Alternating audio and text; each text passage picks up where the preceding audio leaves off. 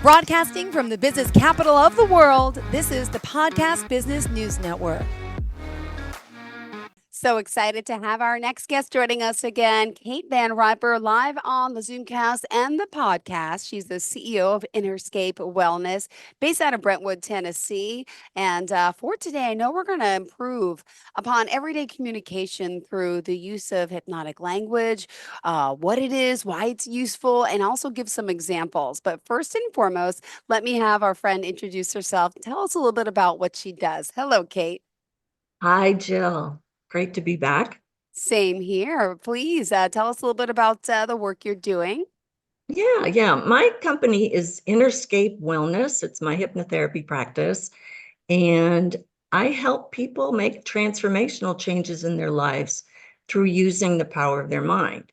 And hypnotherapy, as many people know now, is a scientifically proven healing therapy that uses hypnosis to create a state of focused attention, heightened suggestibility, and relaxation in people. And hypnotherapy can help adults and children across a wide range of issues and problem behaviors.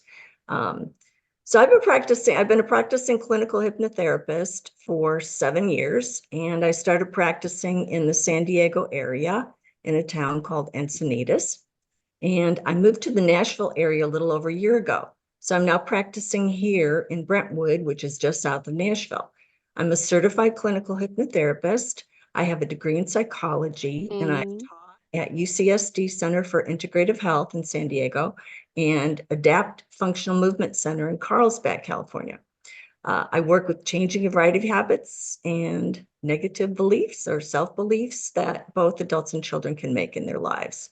So also, I'm not a licensed psychologist or a healthcare provider, so it's important to work with your healthcare provider. Beautiful. Thank you for sharing that. And also katevanriper.com or innerscapewellness.com and Kate, KateVanRiper.com. So thank you for being here and giving us a little overview as to what you do. Let's talk a little about for today's focus. Tell me, it has to do with communication, right? Right. I'm going to talk about how to improve everyday communication through the Okay. use of hypnotic language and hypnotic technique.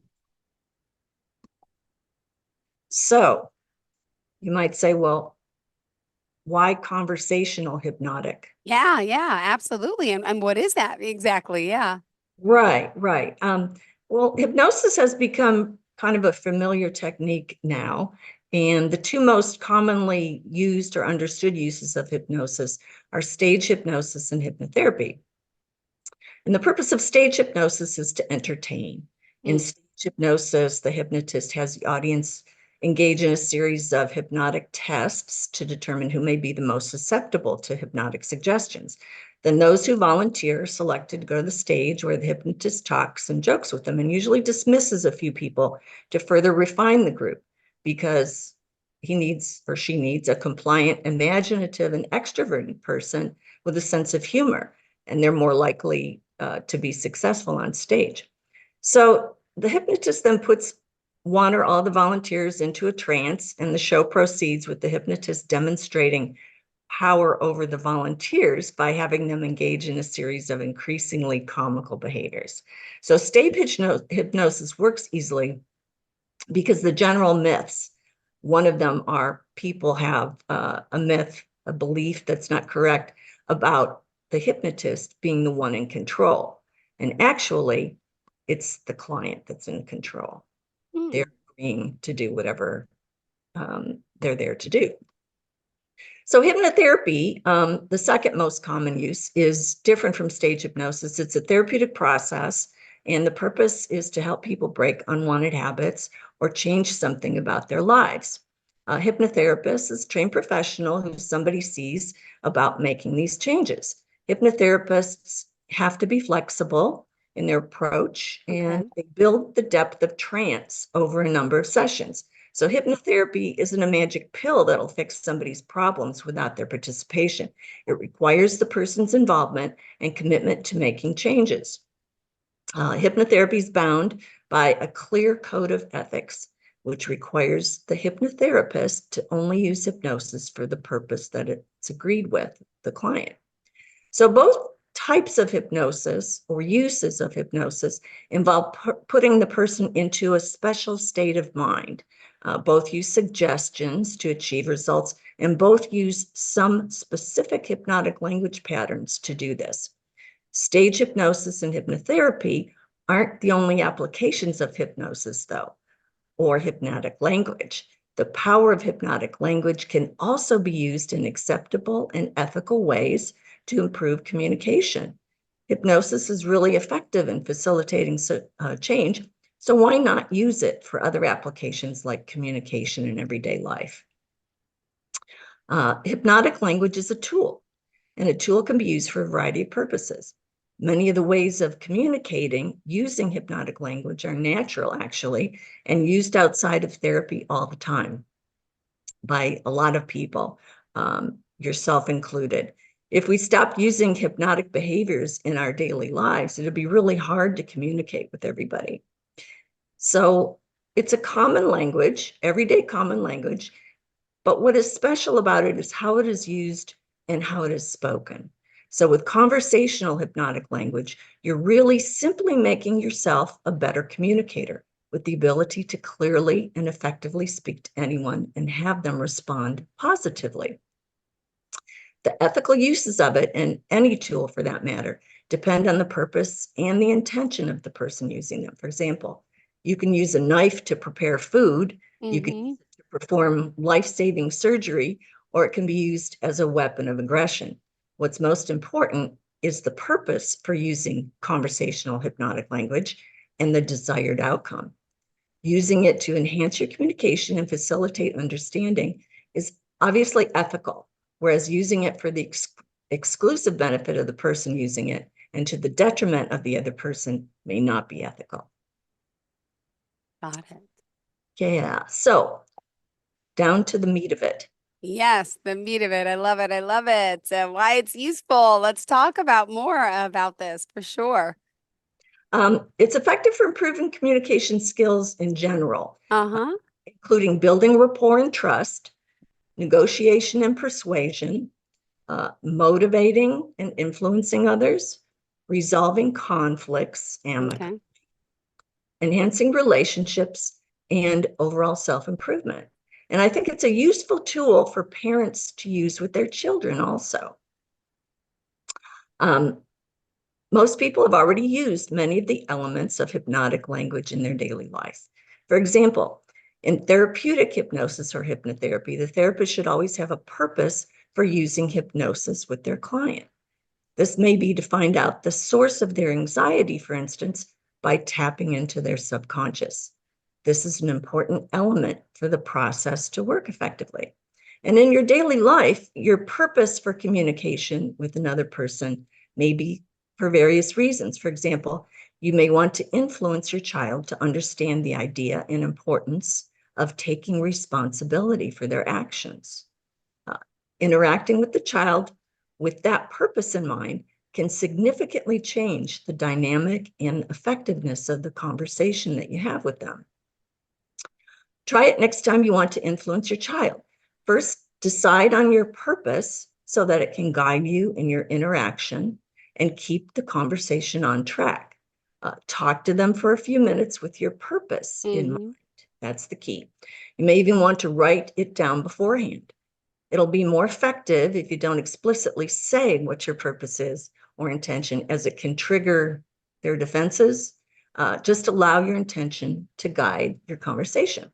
So once you've had this discussion with a clear intention in mind, you'll be aware of how different the conversation is from ones that you've had in the past with your child. You may find it easy, or you may find it that you need to practice it so that you'll see it natural for you. One significant difference will be that your child listened to you better because you got more of their attention by being more intentional. This ability to keep someone's attention and focus on you is a key part of a hypnotic conversation. So it's a lot about the purpose and being purposeful. But there's some principles to keep in mind with the use of hypnotic language. One principle is agreement. You need to be in agreement with the person that you're talking with, and I'll explain that. So if they have a different point of view from you, instead of directly challenging or arguing with them, you find common ground for you and they to agree on, and then you go from there. This makes it easier for them to get into the yes mindset that you need. Salespeople are very familiar with the yes mindset. It doesn't mean forcing them to say yes, because you can get them to say yes to smaller things while you still allow them to maintain their own viewpoint. It's a common technique used in sales and conflict resolution. However, you'll see how this is a specific way of doing it here. So how do you get in agreement with someone? One way is to establish something that you both have in common. This builds rapport, trust, and shows perhaps a common viewpoint. So Mm-hmm. choose a topic that you and they are genuinely interested. The genuine part is very important. For instance, if they like tennis and you like golf, these are both sports. And even further, they're both individual-oriented sports. So you could talk about the aspects of an individual sport that are important. For instance, an athlete in an individual sport has to learn how to depend on themselves for setting personal Yeah. goals and achieving them, right, rather than a coach or a team. Mm-hmm. So you can practice this by initiating conversations with strangers in the supermarket, for instance, until you're comfortable with it. And you can shift the conversation toward the direction of your intention. So you'll find that in order to find common ground, you'll need to find out something about the person first by asking some good questions and being a good listener. And this will naturally get their focus and attention. Another important principle is credibility. By this, I mean that the minute you say something that's not credible, the person with whom you're talking, their guard is going to go up. They'll stop listening and you'll lose your chance to connect with. Yeah. Yeah. So everything you say has to be true, genuine, and believable. It's not about faking interest in a certain topic. It's about communicating effectively so that people will want to connect with you and that they'll respond in a positive manner or see the benefit of doing something that you're proposing. Another principle is flow. You need to be able to easily handle anything the other person says to you in a rather seamless manner. You need to be able to think on your feet, because the longer you pause and think about how to respond, the weaker the connection that you have between them is. You need to be able to transition easily to link what you're saying and your responses to steer the conversation the way you want it to go with Mm-hmm. toward your intention. Uh, for this, you can use a variety of techniques to keep the person interested and connected to you. Actively and sincerely being a good listener is one of those techniques and key to establishing and maintaining flow. So there's a lot of information out there on how to become a really good listener. I won't go into that right now. And the fourth principle that's important to think about is connection. In hypnotic language and using hypnotic techniques, you need to develop rapport with the other person in order to establish and keep that connection. Okay. An easy way to help people connect to what you're saying is by using plain, simple language in order to help them link your message to something that's familiar to them. And here are some key phrases or words to use. Some words to help connect ideas are the phrase which means, and the words because, and as. So hypnotic language being plain language, it's how you use it that has all the power. So the words I just mentioned, they're small and commonly used in everyday communication, but they're very powerful because they're words Mm-hmm. that the subconscious mind will pick up on instantly. When you use these words, whatever you said just prior and right after the connection word or phrase is going to be connected in their mind.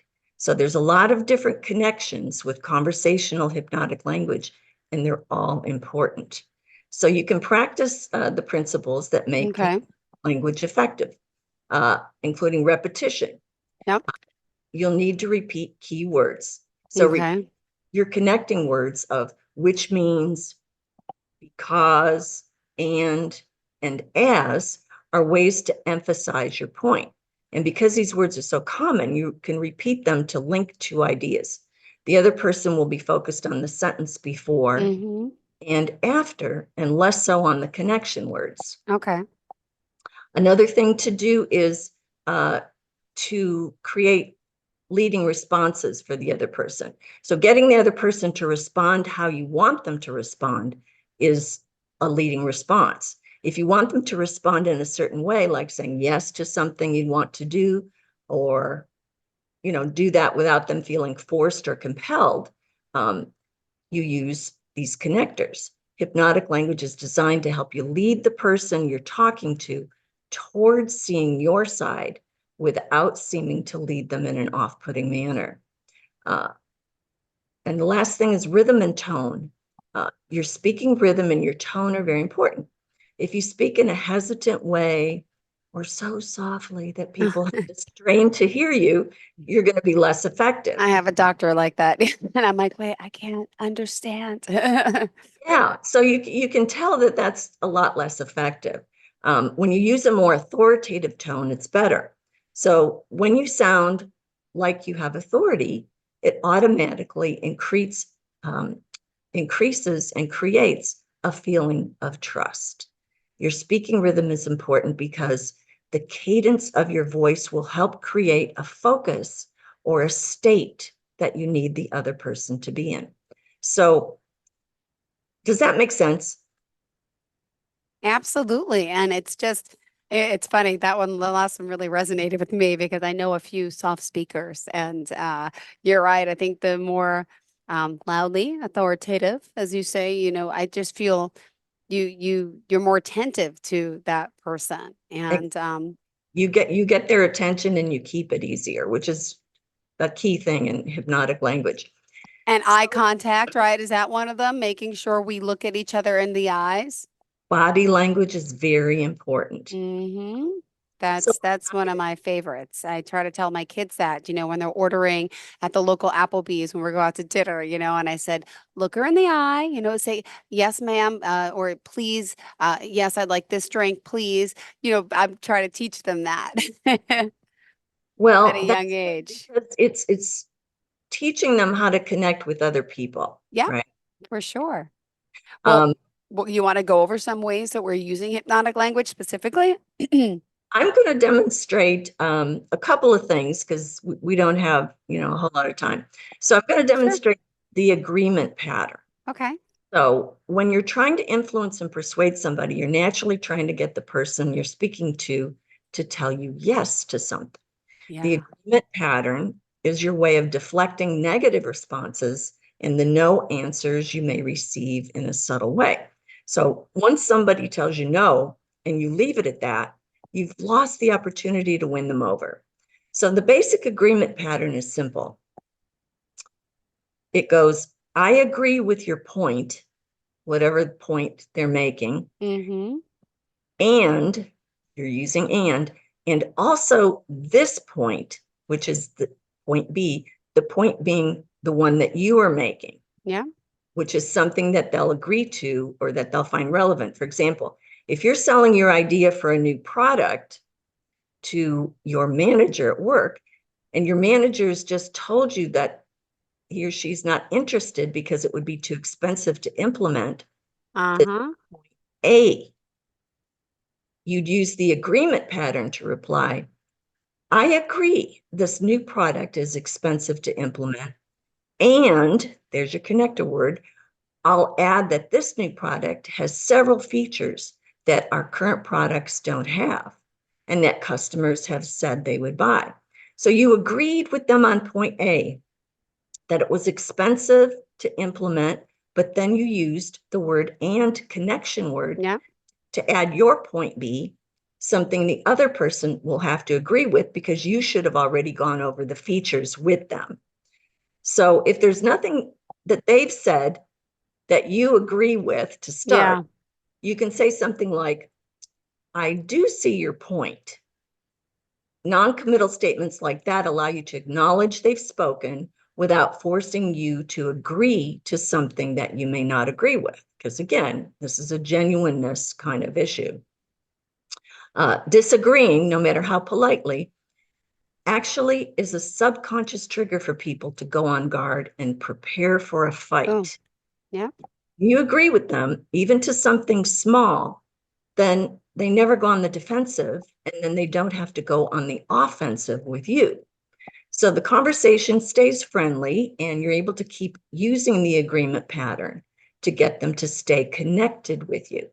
The more you use it, the more relaxed with you they'll become, because they'll feel that you're trusted and easy to talk to. They might tell you no, but instead of simply rebutting their no, you're respecting their right to say no and agreeing with something they've Yeah. said, making a point of your own. And here's another key thing about the agreement pattern. Be aware not to use the word but, B-U-T, because when people hear that word, they know a disagreement is coming up and that you're going to disagree with them, which will put them on the defensive and lessen their interest in agreement with you. So you need to learn how to reframe your own responses to avoid using the word but as a way to get your point B across. Once you use the word but, the person will feel attacked. It doesn't matter if you tell them the sky is blue. They will not want to agree with you simply because they feel you're in a mood to argue. So you'll always want to avoid creating any sort of feeling that you want to argue with them in any way. Yeah. The agreement pattern means you keep all aspects of your conversation positive, and you don't use words that will trigger anybody's defenses. So using and is better because it helps to link their point, which you just agreed with, to your own point, which will be Yeah. something they can agree with. So a good piece of advice, I think, is get out of the habit of using the word but in all of your discussions. What do you think about that? But why? I'm joking. I'm joking. No, you're right. You're 100% right. You made me think about it because a lot of times I do say this and I'm thinking about how I say it. Oh no. Even is another one. Okay. Right, right. You want to try to avoid things that are going to make people sort of be wary of Question. you. Yeah, Yeah, question my ability of what I'm saying, my intelligence, yeah, interesting. Okay. kind of be aware of the times that you're using but in your language and see if you can kind of notice a Minimize. difference when you don't. I'm Um, going to think about it all day as I speak. do we have time to go over the disruption pattern? Yeah, go ahead, go for it. Okay. So the thought disruption pattern is another thing that we can go into a little bit more detail. So no conversation ever goes as smoothly as you really want it to go, right? At some point, you're going to find somebody who's disengaged from what you're saying, Hmm. and you can tell. If they start looking around, glancing at their watch, beginning to fidget, you know they're becoming disengaged. So once that happens, it can be hard to recapture their interest. So the thought disruption pattern is what you use when they're Yeah. beginning to lose interest and you want to get the conversation back on track. And this is actually a technique that hypnotists and hypnotherapists do use.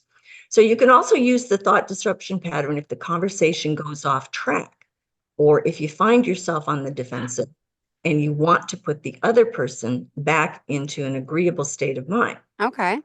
So it's simple, like all the hypnotic language patterns, and it's very effective. It works because they have mentally drifted away from what you're saying.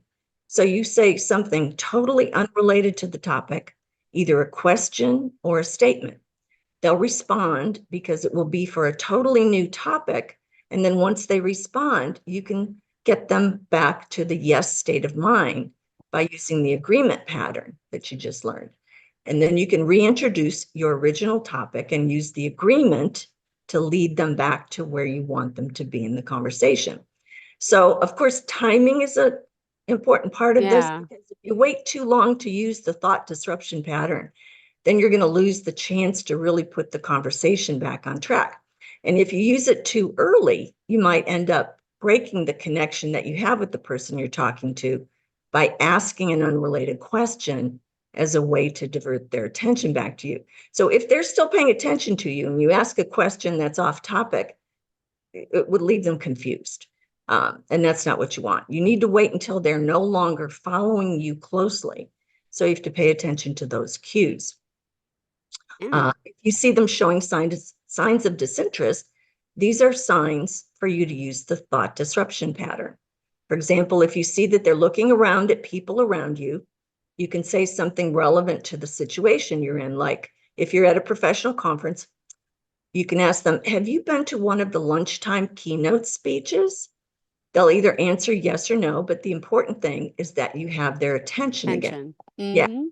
And now you can use the agreement pattern to get them to agree with something, such as, one of the best things about conferences is being able to socialize at those lunches. And once they agree with you, which chances are they're going to, right? You can get them back to the original conversation where your intention is to get them to try your new app that you created, like something like, I really like being able to make new connections, don't you?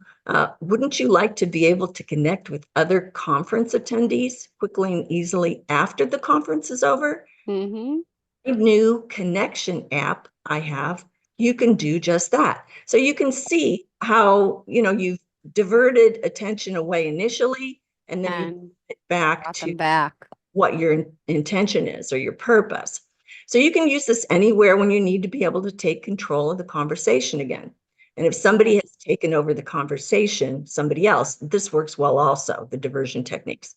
So you can practice these easy hypnotic language techniques with friends and family to get more comfortable with using them with people that you don't know.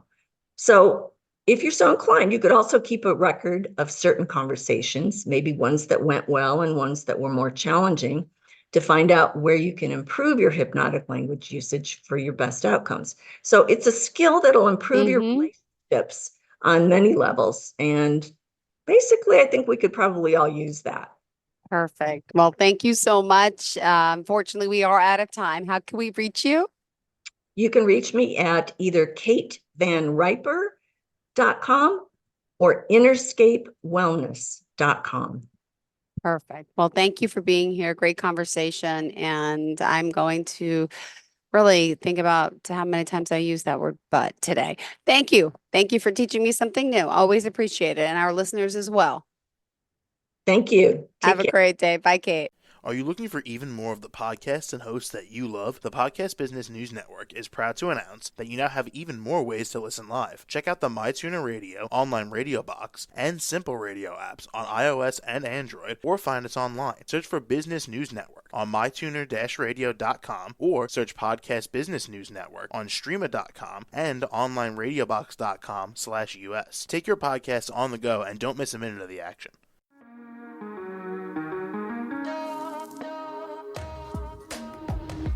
Broadcasting from the business capital of the world, this is the Podcast Business News Network.